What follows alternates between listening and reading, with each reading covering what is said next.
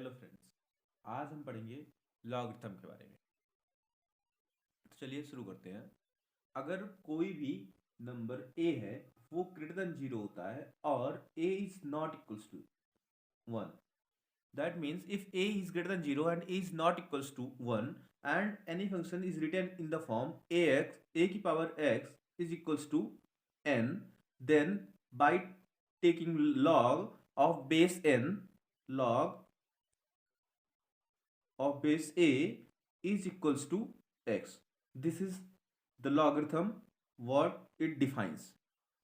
इसका मतलब कहने का ये है सिंपल सा कि अगर a ग्रेटर देन 0 होता है और a की वैल्यू 1 नहीं होती है, तो अगर कोई फंक्शन a की power x equals to n में लिखा है, अगर हम उसका लॉगरिथम लेते हैं ऑफ बेस a, तब जो log n बेस a की वैल्यू आती है वो x के बराबर आती है।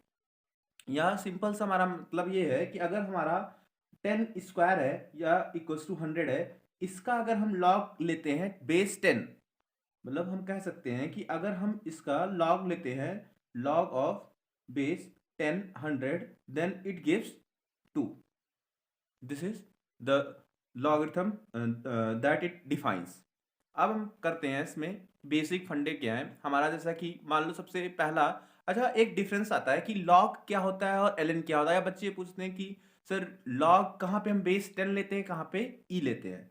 तो इसका सिंपल सा मतलब है, अगर आपको कहीं पे लॉग दिखता है, लॉग लिखा हुआ, तो वहां पे जनरली आप बेस क्या लिख सकते हैं कि लॉग बेस 10।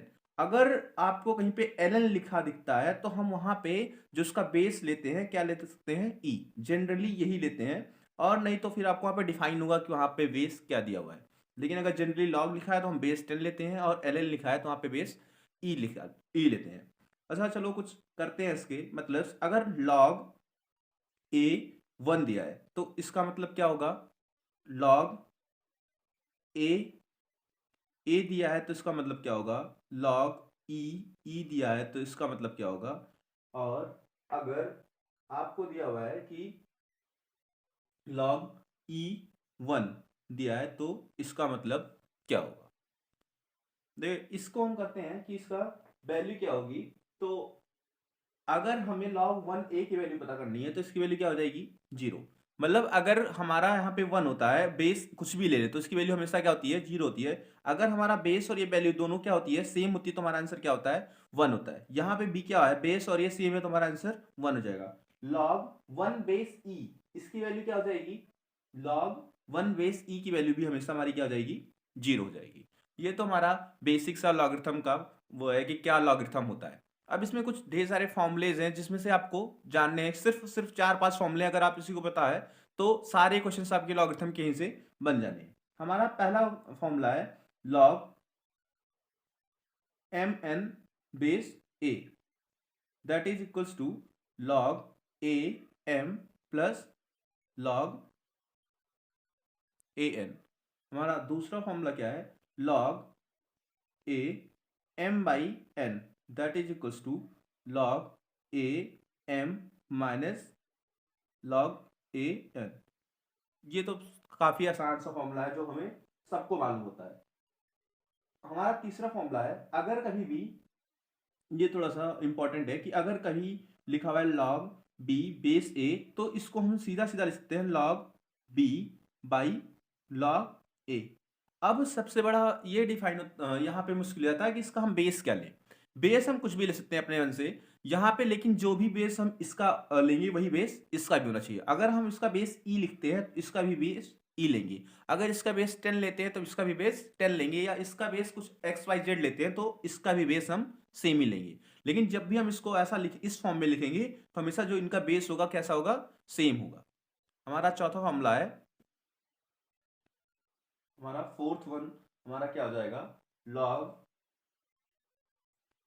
ए एम की पावर एन, ए की पावर एन ऐसा लिखा हुआ है। तो हम इसको डायरेक्ट ऐसा लिख सकते हैं, जो भी ये हमारी पावर होती है एन, ये हमारा क्या हो जाता है, इधर आ जाता है और ये हो जाता है log a that is equals to N.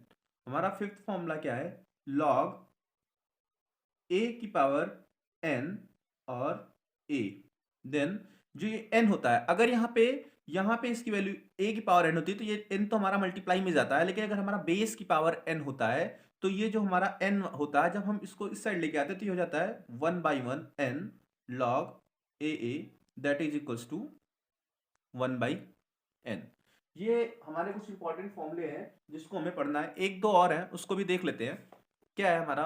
इसके बाद हमारा सिक्स्थ फॉर्मूला क्या है, अगर कोई भी फॉर्म लिखा हुआ है आपका a log a x then it is equals to x। अगर कहीं भी आपका फॉर्मूला ऐसा होता है कि यहाँ पे जो a जिसका पावर लिखा है जिस वैल्यू की और जो हमारा बेस है वो दोनों सेम हो, तो सिर्फ और सिर्फ जो न्यूमेरिकल वैल्यू होती है वही हमारा आंसर हो जाता है।